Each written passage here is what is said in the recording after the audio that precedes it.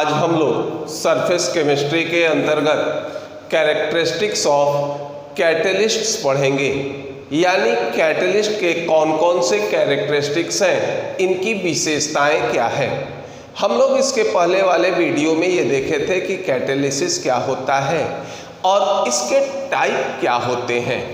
Catalyst में एक विशेष तरह की विशेषता होती है और ये सबसे पहला विशेषता ये होता है जिसको हम ये कह सकते हैं कि कैटलिस्ट आर अनअल्टर्ड। फर्स्ट तो ये कह सकते हो कि कैटलिस्ट्स आर अनअल्टर्ड। अनअल्टर्ड का मतलब ये होगा कि कैटलिस्ट में आफ्टर रिएक्शन किसी तरह का कोई चेंज नहीं होता, ना तो इसके फिजिकल स्टेट या अवस्था में परिवर्तन होता है और ना ही इसके द्रव्यमान में परिवर्तन होता है।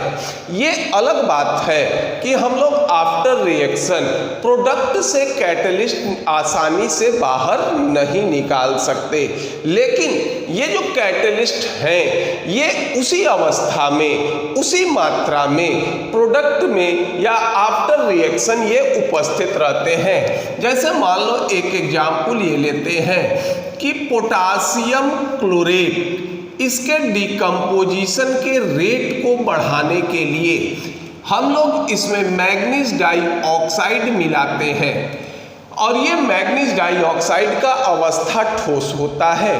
तो आफ्टर रिएक्शन जब ये रिएक्शन कराएंगे तो ये बनाता है ऑक्सीजन गैस देगा और पोटासियम क्लोरेट मुक्त होंगे और साथ में आफ्टर रिएक्शन मैग्नीज डाइऑक्साइड या कैटलिस्ट भी क्या होंगे, ये बाहर निकल जाएंगे। तो अगर कैटलिस्ट का उपयोग हम सॉलिड स्टेट में किए थे तो आफ्टर रिएक्शन ये हमको सॉलिड स्टेट में ही मिलेगा।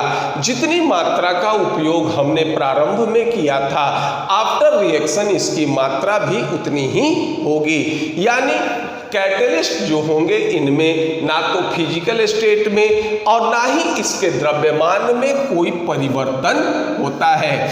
ये इसका पहला कैरेक्टरिस्टिक होगा।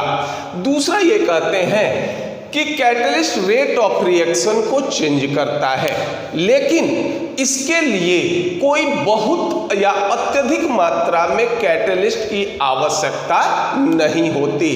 तो ये कह सकते हो कि ये कहेंगे कि to change rate of chemical reaction, to change rate of chemical reaction only a small amount of catalyst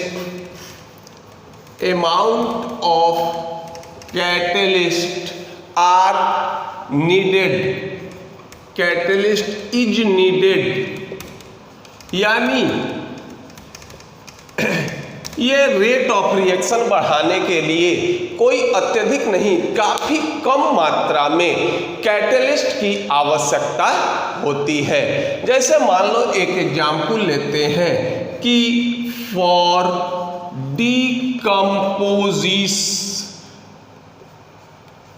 decomposition of H2O2, decomposition of H2O2 के लिए हमको क्या चाहिए, प्लैटिनम कैटलिस्ट की आवश्यकता होती है। तो decomposition of H2O2 10⁸ litre H2O2 के लिए क्या चाहिए, ओनली 1 ग्राम प्लैटिनम की आवश्यकता होगी। 1 gram platinum colloidal solution is needed। यानी ये कह सकते हैं कि 10.8 लीटर H2O2 के डिकम्पोजिशन या विघटन के लिए सिर्फ 1 ग्राम कोलाइडल प्लैटिनम की आवश्यकता होगी और यही 1 ग्राम कोलाइडल प्लैटिनम ये कैटलिस्ट की मात्रा 10⁸ लीटर H2O2 के डिकम्पोजिशन के लिए उत्तरदायी होगी। लेकिन ये चीज हमेशा सही नहीं होता। इसके कुछ एक्सेप्शन भी होते हैं। जैसे मान लो एक्सेप्शन में एक रिएक्शन होता है, ये होता है फ्रीडल-क्राफ्ट रिएक्शन। देखो फ्रीडल-क्राफ्ट रिएक्शन हमारा होता है दो तरह का, इसको नाम देते हैं Friedel-Crafts reaction of alkylation and Friedel-Crafts reaction of acylation. तो फ्रीडल-क्राफ्ट रिएक्शन ऑफ एल्काइलेशन या एसाइलेशन में इसमें ये होता है कि कैटलिस्ट होते हैं क्या, ये होता है एनहाइड्रस AlCl3 यानी एनहाइड्रस एल्युमिनियम क्लोराइड, ये बिहेव करता है कैटलिस्ट के तरह। तो फ्रीडल-क्राफ्ट रिएक्शन में जितने रिएक्टेंट होते हैं, रिएक्टेंट का 30% कैटलिस्ट की आवश्यकता होती है इस रिएक्शन को कैटेलाइज करने के लिए। यानी इसका मतलब कि 30% कैटलिस्ट, ये मात्रा काफी अधिक होगा। जैसे मान लो इस रिएक्शन में ये होता है फ्रीडल-क्राफ्ट रिएक्शन ऑफ एल्काइलेशन में, ये तुम्हारा होगा बेंजीन, इसको प्रतिक्रिया करा दोगे किससे, मिथाइल क्लोराइड से, उपस्थिति हो जाएगा किसका, एनहाइड्रस AlCl3 का, और ये बना देता है टॉल्यूइन का निर्माण करेगा, ये बना देगा आपका टॉल्यूइन का निर्माण करेगा। अगर मान लो हमारा 1 मोल बेंजीन होता है, तो किसी भी चीज का 1 मोल उसके एटॉमिक या मॉलिक्यूलर वेट को अगर ग्राम में व्यक्त कर दें तो इसके बराबर होता है, यानी 1 ग्राम बेंजीन ये बराबर किसके हो जाएगा, ये 78 ग्राम के बराबर होगा। अब इसका मान लीजिए आप 30% निकालिए, इसका जो होगा ये 30% कैटलिस्ट चाहिए, तो 30% का मतलब हो गया कितना, 21 2 23, यानी 23.4 ग्राम कैटलिस्ट इज नीडेड। ये देखो ये हो जाएगा, यानी 78 ग्राम बेंजीन को टॉल्यूइन में कन्वर्ट करने के लिए हमको कितना 23.4 ग्राम एनहाइड्रस एल्युमिनियम क्लोराइड की जरूरत होगी।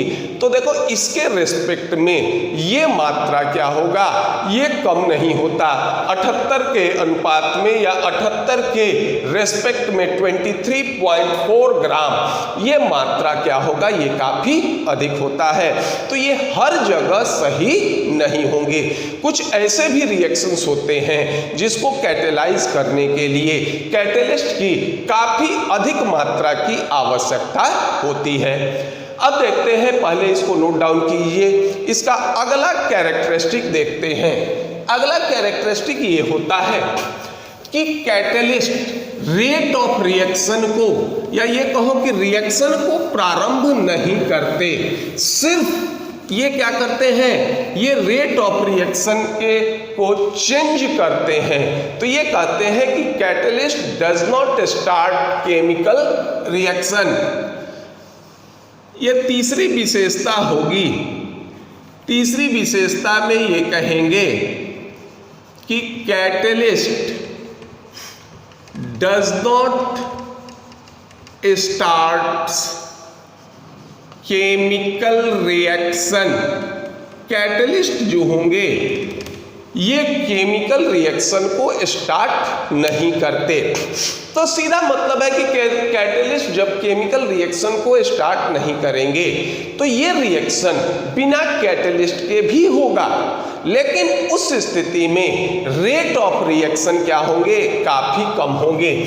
जैसे मान लो इसका एग्जाम्पल ले लेते हैं, जैसे हम लोग पोटासियम क्लोरेट को डिकम्पोज करते हैं तो लगभग 360 डिग्री C पर गर्म करोगे तो ये पोटासियम क्लोराइड और ऑक्सीजन गैस देगा। यहाँ पर किसी तरह के कोई कैटलिस्ट की आवश्यकता नहीं है। लेकिन यही अगर मान लो कैटलिस्ट के रूप में हम यदि मैग्नीज डाइऑक्साइड मिला देते हैं तो ये रिएक्शन मात्र 250 डिग्री C पर हो जाता है। तो ये इंडिकेट करता है कि अगर कैटलिस्ट नहीं भी रहेंगे तो भी रेट ऑफ रिएक्शन या तो भी रिएक्शन होगा। सिर्फ अंतर ये होता है कि रेट ऑफ रिएक्शन क्या होंगे, कम होंगे, या ये कहो कि रिएक्शन की दर काफी कम होगी। लेकिन कुछ साइंटिस्ट ऐसे हैं जो इस चीज को मानते नहीं हैं। उनके अनुसार ये कैटलिस्ट जो होंगे ये रेट ऑफ रिएक्शन या ये कहो कि ये रिएक्शन को स्टार्ट करते हैं। तो इसका भी काफी एक्सेप्शन देखने को मिलता है और कुछ साइंटिस्ट या कुछ वैज्ञानिकों की तो ये भी मान्यता है कि ये कैटलिस्ट की विशेषता नहीं है। जैसे मान लो हम लोग लेते हैं अमोनिया गैस, ये कंडीशन है हमारा क्या, ड्राई। दूसरा लेते हैं HCl गैस, ये भी कंडीशन है ड्राई। अब ड्राई अमोनिया और ड्राई HCl ये क्या करेंगे, ये आपस में अगर प्रतिक्रिया कराओगे तो ये कोई प्रतिक्रिया नहीं करेंगे। अब यही मान लीजिए आप अमोनिया लेते हैं और साथ में HCl लेते हैं और यहाँ पर यूज कर लेते हो क्या, मॉइस्चर का यूज कर लेते हो।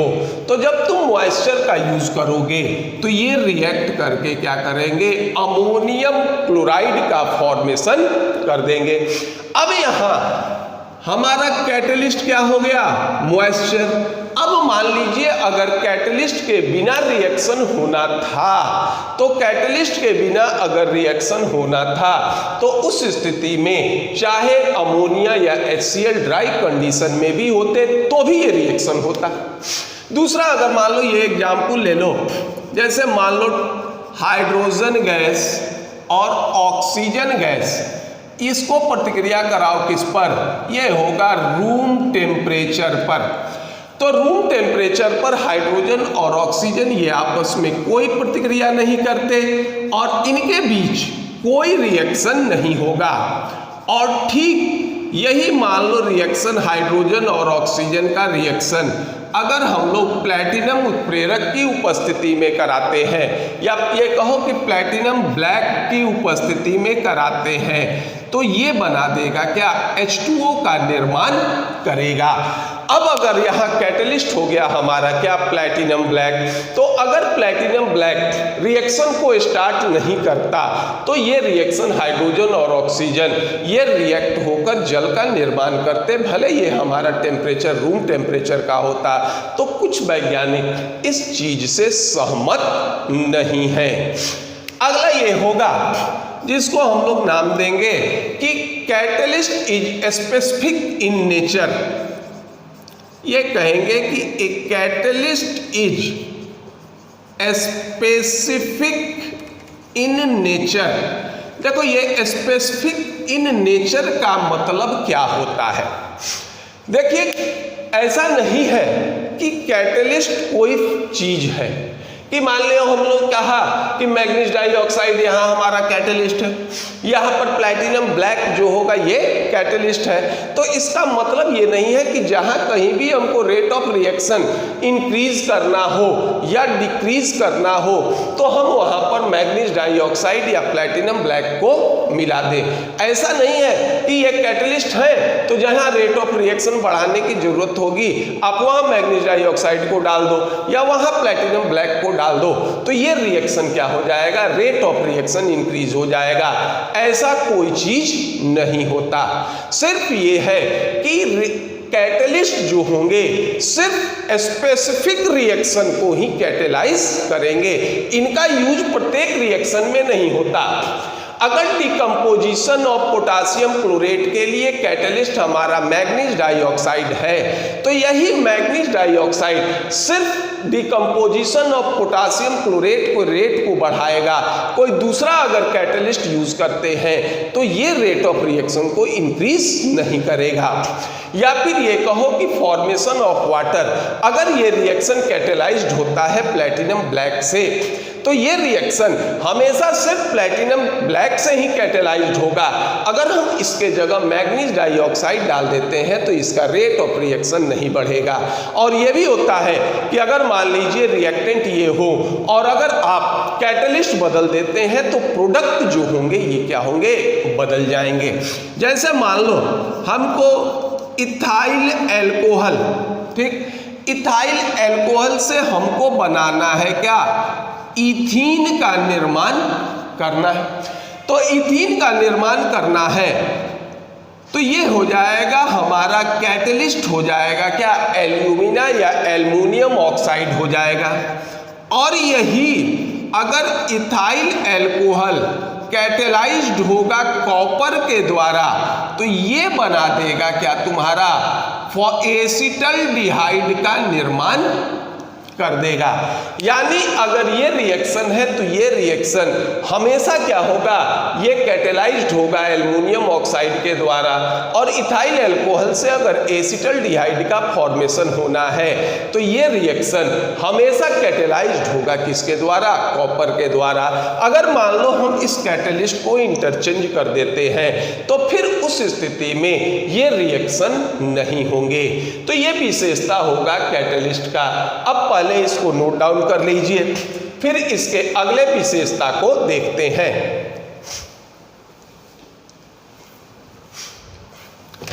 अगला विशेषता ये देखते हैं, एक अलग तरह के रिएक्शन होते हैं जिसको हम नाम देते हैं क्या, रिवर्सिबल रिएक्शन कहते हैं।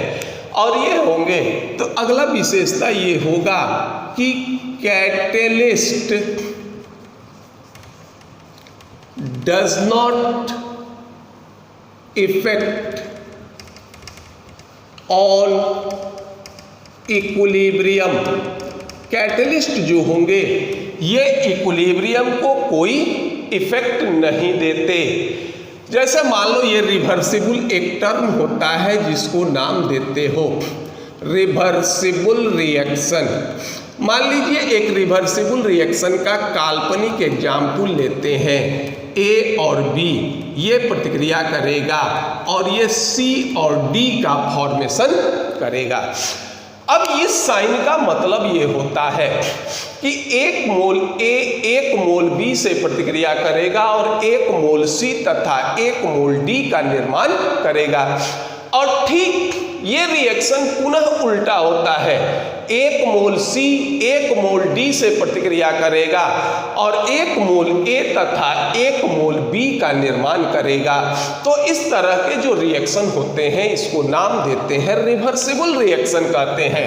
इसमें दो रिएक्शन होंगे, एक रिएक्शन चलेगा फ्रॉम लेफ्ट टू राइट और इसको नाम देते हो क्या, इसको नाम देते हैं फॉरवर्ड रिएक्शन। और दूसरा ये होता है जो राइट टू लेफ्ट चलेगा, इस रिएक्शन को नाम देते हैं क्या, बैकवर्ड रिएक्शन। और ये होगा बैकवर्ड रिएक्शन। इसमें दो रिएक्शन होंगे। जब इसमें दो रिएक्शन होंगे तो दो तरह के भी रेट होंगे, एक होगा रेट फॉर फॉरवर्ड रिएक्शन और दूसरा होगा क्या, रेट फॉर बैकवर्ड रिएक्शन। तो देखो एक टर्म आ रहा है जिसको नाम देते हैं क्या, इक्विलिब्रियम। इक्विलिब्रियम में क्या होगा कि रेट ऑफ फॉरवर्ड रिएक्शन ये बराबर किसके हो जाएगा, ये बराबर हो जाएगा रेट ऑफ बैकवर्ड रिएक्शन के बराबर हो जाएगा। और जब rate of forward reaction rate of backward reaction के बराबर हो जाता है तो वैसी अवस्था को नाम देते हैं क्या, इक्विलिब्रियम। तो ये कहता है कि इसका मतलब ये होगा कि अगर कोई रिवर्सिबल रिएक्शन इक्विलिब्रियम में हो तो कैटलिस्ट उस इक्विलिब्रियम को प्रभावित नहीं करता। अब जैसे मान लो इसी रिएक्शन को देखो, जब ये रिएक्शन प्रारंभ होगा तो ए और बी इसका कंसंट्रेशन अधिक होगा तो रेट ऑफ फॉरवर्ड रिएक्शन अधिक होगा। जैसे जैसे ए और बी चेंज होकर सी और डी का निर्माण करेंगे तो ए और बी का कंसंट्रेशन कम होगा, सी और डी का कंसंट्रेशन बढ़ेगा। तो जब ए और बी का कंसंट्रेशन कम होगा तो rate of forward reaction decrease करेगा और rate of backward reaction increase करेगा। और एक समय ऐसा भी आएगा जब रेट ऑफ फॉरवर्ड रिएक्शन और रेट ऑफ बैकवर्ड रिएक्शन दोनों बराबर हो जाते हैं, तो उस अवस्था को नाम देते हैं क्या? इक्विलिब्रियम कहते हैं। तो देखो इसको हम लोग ग्राफ से इंडिकेट करते हैं। देखिए ये हो गया हमारा एक्स एक्सिस, ये हो गया हमारा क्या वाई एक्सिस। वाई एक्सिस पर ले रहे हैं क्या? कंसंट्रेशन ऑफ रिएक्टेंट, और एक्स एक्सिस पर ले रहे हैं हम क्या? टाइम। अब मान लो पहले फॉरवर्ड रिएक्शन का ग्राफ प्लॉट करते हैं। देखो जब समय हमारा 0 होगा तो सिर्फ हमारे पास क्या होंगे? रिएक्टेंट होंगे। जैसे जैसे समय बढ़ता जाएगा वैसे वैसे रिएक्टेंट का कंसंट्रेशन घटेगा। तो समय बढ़ेगा तो ग्राफ बाईं ओर से दाहिनी ओर चलेगा, और अगर कंसंट्रेशन घटेगा तो ग्राफ क्या होगा? ये ऊपर से नीचे चलेगा। देखिए अभी हमने कोई कैटलिस्ट यूज नहीं किया है। ये हो जाएगा ग्राफ बताएगा किसको? Rate of forward reaction without catalyst. अब यहाँ कोई कैटलिस्ट अभी हमने नहीं डाला। अब बैकवर्ड रिएक्शन देखो, जब समय 0 होगा तो C और D का कंसंट्रेशन 0 होगा, और ये पॉइंट हमारा यहाँ होगा। अब जैसे जैसे समय बढ़ेगा C और D का कंसंट्रेशन बढ़ेगा तो ये ग्राफ नीचे से ऊपर की ओर बढ़ेगा, और समय बढ़ेगा तो ग्राफ जो होगा ये बाईं ओर से दाहिनी ओर चलेगा, और ये इसका ग्राफ होगा। अब देखिए इस पॉइंट पर, या ये कहो कि ये बताएगा किसको? ये बताएगा rate of backward reaction without catalyst. अभी हमने इसमें भी कोई कैटलिस्ट नहीं डाला है। और जहां ये कटते हैं यहाँ रेट ऑफ फॉरवर्ड रिएक्शन और रेट ऑफ बैकवर्ड रिएक्शन दोनों क्या हो जाएंगे? समान हो जाएंगे। और ये स्टेट हमारा किसको बताएगा? इक्विलिब्रियम को बताएगा। अब मान लो हमने इसमें कोई कैटलिस्ट एक्स डाल दिया। एक्स रेट ऑफ रिएक्शन को बढ़ाता है, तो रेट ऑफ रिएक्शन के दो फैक्टर हो गए, एक हो गया कंसंट्रेशन ऑफ रिएक्टेंट और दूसरा हो गया टाइम। कंसंट्रेशन ऑफ रिएक्टेंट में तो चेंज होना नहीं है, अगर समय कम लगे उतने चेंज में तो रेट ऑफ रिएक्शन क्या होगा? बढ़ जाएगा। अब देखो हमने क्या किया, हमने इसमें ये डाल दिया कैटलिस्ट। तो कैटलिस्ट डालोगे तो ये हमारा क्या हो जाएगा? ये हो जाएगा ग्राफ किसका? ये होगा rate of forward reaction with catalyst. अब देखिए अंतर क्या रहा कि अगर कैटलिस्ट नहीं था तो इतना समय लगा, कैटलिस्ट था तो इतना कम समय लगा, और जैसे समय कमेगा रेट ऑफ रिएक्शन क्या होंगे? ये इंक्रीज कर जाएंगे, क्योंकि रेट ऑफ रिएक्शन और टाइम दोनों एक दूसरे का इन्वर्सली प्रोपोर्शनल होगा। ठीक उसी तरह से अब हम लोग बैकवर्ड रिएक्शन के केस में चलते हैं। तो बैकवर्ड रिएक्शन के केस में भी चलोगे तो जो डॉटेड ये ब्रोकन लाइन था ये बताएगा किसको? Rate of backward reaction with catalyst को बताएगा। अब देखिए, और दोनों स्थिति में देखिए इक्विलिब्रियम हमारा क्या होता है? समान होता है। तो ये कह सकते हैं कि कैटलिस्ट इक्विलिब्रियम में कोई परिवर्तन नहीं करता। कारण क्या होगा कि कैटलिस्ट जितना रेट ऑफ फॉरवर्ड रिएक्शन में चेंज करता है ठीक उतना ही चेंज क्या करेगा? रेट ऑफ बैकवर्ड रिएक्शन में करेगा। नतीजा ये होगा कि इक्विलिब्रियम में कोई परिवर्तन नहीं होता। सिर्फ एक परिवर्तन होगा कि अगर मान लो कैटलिस्ट नहीं लेते हो तो इक्विलिब्रियम आने में इतना समय लगेगा, और अगर कैटलिस्ट का उपयोग करते हो तो इक्विलिब्रियम आने में समय क्या होंगे, ये कम लगेंगे। तो रिवर्सिबल रिएक्शन यदि इक्विलिब्रियम में है तो कैटलिस्ट का उपयोग करके आप रेट ऑफ रिएक्शन या इक्विलिब्रियम को तो परिवर्तित नहीं कर सकते, लेकिन हाँ ये कर सकते हैं कि इक्विलिब्रियम लाने में कम समय लगेगा या समय को कम कर सकते हैं। तो ये इफेक्ट हो जाएगा या ये कैरेक्टर होता है किसका, इक्विलिब्रियम पर कैटलिस्ट का। तो इसको नोट डाउन कर लीजिए, फिर अगले कैरेक्टरिस्टिक को देखते हैं। नेक्स्ट होगा कि ये कहते हैं कि कैटलिस्ट कैनॉट इफेक्ट प्रोडक्ट। ये जो होंगे किसी भी केमिकल रिएक्शन के प्रोडक्ट को कैटलिस्ट क्या करते हैं, प्रभावित नहीं करते। जैसे मान लो ये कह सकते हैं कि ये कहोगे कि catalyst cannot effect, catalyst cannot effect the nature of product, the nature of product. ये भी कैरेक्टरिस्टिक, ये जनरल कैरेक्टरिस्टिक होता है। सारे एग्जाम्पल या ये कहो कि हर समय ये इफेक्टिव नहीं होता। ये कहता है कि अगर मान लो कैटलिस्ट में परिवर्तन कर देते हैं या कैटलिस्ट जो होंगे ये प्रोडक्ट के नेचर में कोई परिवर्तन नहीं करते, लेकिन कुछ ऐसे भी एग्जाम्पल होंगे और जिसको हम नाम देते हैं क्या, एक्सेप्शन कहते हैं, कि कुछ ऐसे भी एग्जाम्पल उपस्थित हैं जिसमें यदि आप कैटलिस्ट को बदल दोगे तो प्रोडक्ट बदल जाएगा। ये चीज सामान्यतः नहीं होता, लेकिन कुछ ऐसे रिएक्शन हैं जिसमें आप कैटलिस्ट को बदल दोगे तो प्रोडक्ट क्या होगा, बदल जाएगा।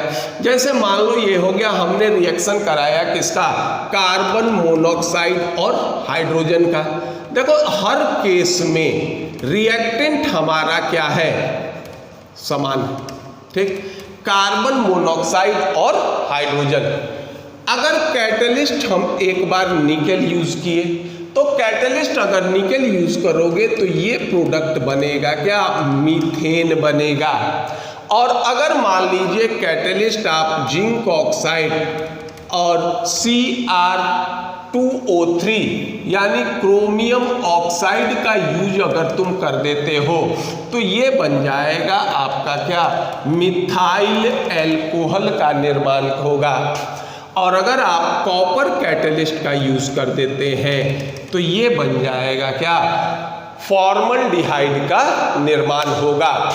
तो रिएक्टेंट देखो तीनों समान है, लेकिन कैटलिस्ट बदले तो प्रोडक्ट बदल जाएगा। ये हर समय नहीं होता, कुछ रिएक्शन ऐसे हैं जिसमें रिएक्टेंट बदलेंगे तो प्रोडक्ट में परिवर्तन हो जाएगा। सामान्यतः कैटलिस्ट बदलने से प्रोडक्ट में कोई परिवर्तन नहीं होता। ये इसका एक्सेप्शन या ये कहिए अपवाद होता है। नेक्स्ट ये लेते हैं, एक टर्म होता है जिसको नाम देते हैं या ये कह सकते हो कि temperature also effects on activity of catalyst, activity of catalyst. ये कहते हैं कि टेम्परेचर बढ़ने या घटने से कैटलिस्ट की एक्टिविटी प्रभावित होती है। जिस टेम्परेचर पर कैटलिस्ट की एक्टिविटी मैक्सिमम होगा उसको नाम देते हैं क्या, ऑप्टिमम टेम्परेचर।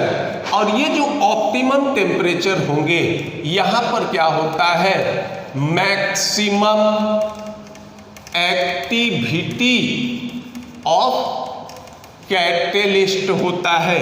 यहाँ पर कैटलिस्ट की एक्टिविटी मैक्सिमम होगी। और इसके बाद अगर टेम्परेचर में परिवर्तन कर देते हो, बढ़ा देते हो, तो भी कैटलिस्ट की इफिशियंसी प्रभावित हो जाती है। और अगर टेम्परेचर को कम कर देते हैं तो भी कैटलिस्ट की का नेचर या ये कहो कि इफिशियंसी प्रभावित हो जाती है। इसका हम लोग एक एग्जाम्पल लेते हैं। जैसे मान लो अभी हमने देखा था कि हाइड्रोजन और ऑक्सीजन ये प्रतिक्रिया करते हैं और इसके लिए हम लोग यूज करते हैं क्या, कैटलिस्ट यूज करते हैं प्लैटिनम ब्लैक। और ये जो प्लैटिनम होते हैं, ये जो कैटलिस्ट यूज करते हैं, ये किस रूप में यूज कर रहे हैं, कोलाइडल सोल के रूप में यूज करते हैं, कोलाइडल सॉल्यूशन के रूप में यूज करते हैं। तो अगर मान लीजिए टेम्परेचर बढ़ा देते हो, तो टेम्परेचर बढ़ा दोगे तो ये क्या होता है, हाई टेम्परेचर, ये क्या होगा, प्लैटिनम सोल कोआगुलेट, ये क्या करते हैं, coagulate and efficiency of catalyst lost. और कैटलिस्ट की इफिशियंसी जो होगी ये क्या होगी, ये समाप्त हो जाएगी। सामान्यतः ऑप्टिमम टेम्परेचर हमारा 25 से 35 डिग्री सी, यही हमारा कैटलिस्ट का क्या होता है, ऑप्टिमम टेम्परेचर होता है। और नेक्स्ट ये हो जाएगा एर्थ। ये भी कैरेक्टरिस्टिक ये होगा कि एक catalyst is more effective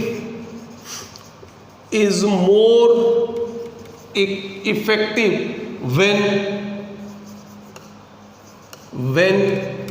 it is finally divided, कि कैटलिस्ट जो होंगे ये उस समय मोर इफेक्टिव होंगे या काफ़ी अधिक इफेक्टिव होंगे जब ये क्या होंगे, ये टुकड़ों में रहेंगे या छोटे छोटे टुकड़े में विभाजित हो रहेंगे। तो कैटलिस्ट के लिए कोलाइडल सोल की अवस्था में रहना ज़्यादा बेटर होता है। इसका कारण ये होगा कि केमिकल रिएक्शन जो होंगे ये क्या होते हैं, सरफेस फेनोमेना होते हैं। अगर मान लीजिए रिएक्टेंट का सरफेस एरिया अधिक होता है तो नेचुरल है कि रेट ऑफ रिएक्शन क्या होंगे, अधिक होंगे। तो अगर मान लीजिए कैटलिस्ट को हम लोग छोटे छोटे टुकड़ों में बांट देते हैं तो छोटे छोटे टुकड़ों में होने के कारण इसकी सरफेस एरिया क्या होगा, अधिक होगा। और इस सरफेस एरिया के अधिक होने के कारण इसका रेट ऑफ रिएक्शन क्या हो जाएगा, ये अधिक हो जाएगा। और कोलाइडल सोल के रूप में भी हम लोग इसीलिए यूज करते हैं क्योंकि कोलाइडल सोल जो होते हैं इनके पार्टिकल का नेचर क्या होता है, ये होता है 10 एंगस्ट्रम से लेकर 1000 एंगस्ट्रम के बीच। अगर मान लीजिए सॉल्यूट पार्टिकल का साइज होता है तो ये होता है कोलाइडल सोल कहलाते हैं। और इस स्थिति में ये सॉल्यूट सॉल्वेंट में डिसॉल्व नहीं होते बल्कि ये क्या करते हैं, ये दूसरे से एक दूसरे को क्या करते हैं, रिपेल करते हैं, एक दूसरे से विकर्षित होते हैं। और इस स्थिति में सरफेस एरिया अधिक होने के कारण रेट ऑफ रिएक्शन क्या होता है, अधिक होता है। तो ये भी हमारा क्या होगा, कैरेक्टरिस्टिक ऑफ कैटलिस्ट होगा। तो पहले इसको नोट डाउन कर लीजिए। अब एक ये टर्म जानते हैं, एक्टिवेशन एनर्जी। तो कैटलिस्ट क्या करते हैं कि ये एक्टिवेशन एनर्जी को क्या करेंगे, डिक्रीज करेंगे। तो एक कैरेक्टरिस्टिक इसका ये भी होता है कि ये कहेंगे कि कैटलिस्ट डिक्रीजेस एक्टिवेशन एनर्जी,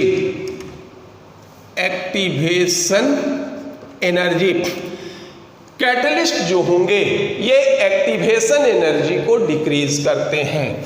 और ये रिलेटेड होता है इस तरह से कि एक्टिवेशन एनर्जी ये इन्वर्सली प्रोपोर्शनल होता है किसके, रेट ऑफ रिएक्शन के।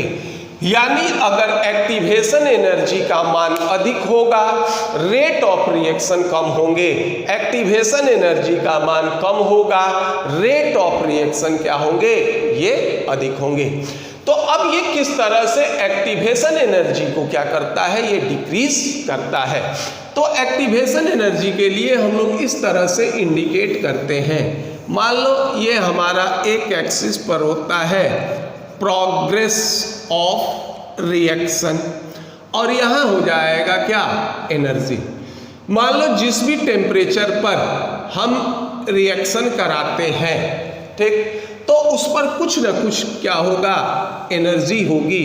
इसको नाम देते हो क्या, एनर्जी ऑफ रिएक्टेंट। ये होगा एनर्जी ऑफ रिएक्टेंट। और कॉलिजन थ्योरी से हम लोग ये जानते हैं कि रिएक्टेंट के मॉलिक्यूल आपस में कोलाइड करते हैं और एक एनर्जी बैरियर होता है जिसको नाम देते हो थ्रेशोल्ड एनर्जी। और जो रिएक्टेंट के मॉलिक्यूल इस थ्रेशोल्ड एनर्जी को पार कर जाएंगे वो प्रोडक्ट में परिवर्तित होंगे, जो थ्रेशोल्ड एनर्जी को पार नहीं करेंगे वो प्रोडक्ट में परिवर्तित नहीं होंगे। और threshold energy and average energy of reactant, इसके बीच, या इसको हम लोग सीधा ये कर लो, एवरेज एनर्जी ऑफ रिएक्टेंट, इसको हम लोग नाम देते हैं क्या, एक्टिवेशन एनर्जी। और ये जो एक्टिवेशन एनर्जी होता है ये एक्चुअल में रिएक्टेंट के बीच या रिएक्टेंट के एटम के बीच जो बॉन्ड का फॉर्मेशन होता है, इस बॉन्ड के टूटने के कारण या टूटने के लिए जितनी एनर्जी की आवश्यकता होती है वो होता है क्या, थ्रेशोल्ड एनर्जी। अब यह है कि किसी पार्टिकुलर रिएक्शन के लिए एक्टिवेशन एनर्जी का मान क्या होता है, या पार्टिकुलर रिएक्शन के लिए एक्टिवेशन एनर्जी का मान फिक्स होगा। मान लो कोई ऐसा रिएक्शन है कि सपोज करो जिसमें ए और बी के बीच, मान लो हम ए और बी के बीच बॉन्ड एनर्जी मान लीजिए ये हमारा 100 किलो जूल है।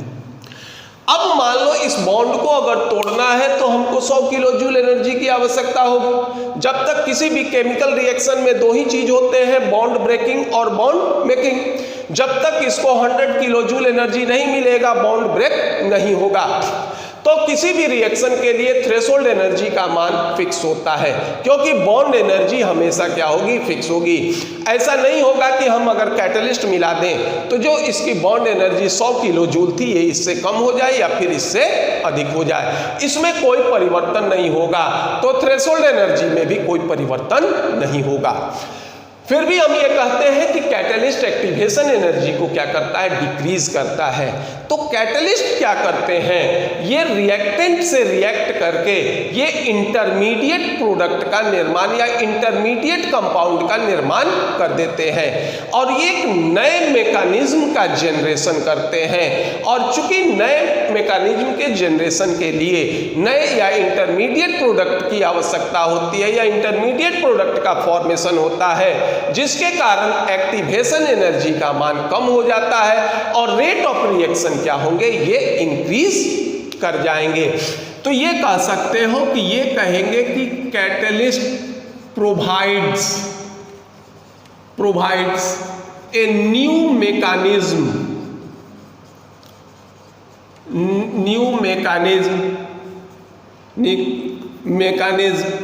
For formation of intermediate compound, so activation energy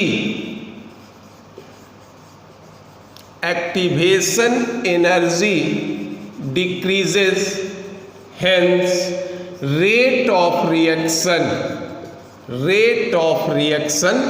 increases।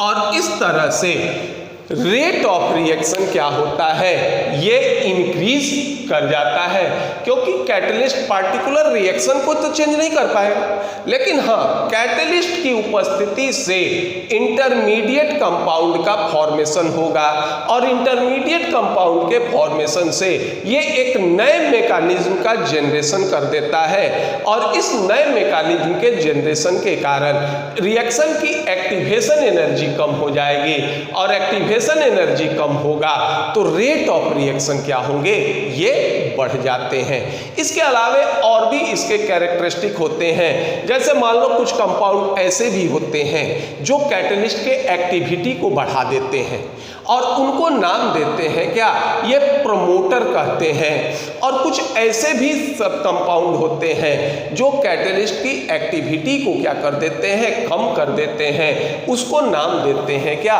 ये पॉइजन कहते हैं। ये कैरेक्टरिस्टिक ऑफ कैटलिस्ट के अंतर्गत नहीं आते, ये हम लोग आगे के टर्म में देखेंगे। तो ये होगा आपका कैरेक्टरिस्टिक्स ऑफ कैटलिस्ट। तो अगर आपको ये वीडियो पसंद आए तो आप लाइक कीजिए, सब्सक्राइब कीजिए। धन्यवाद।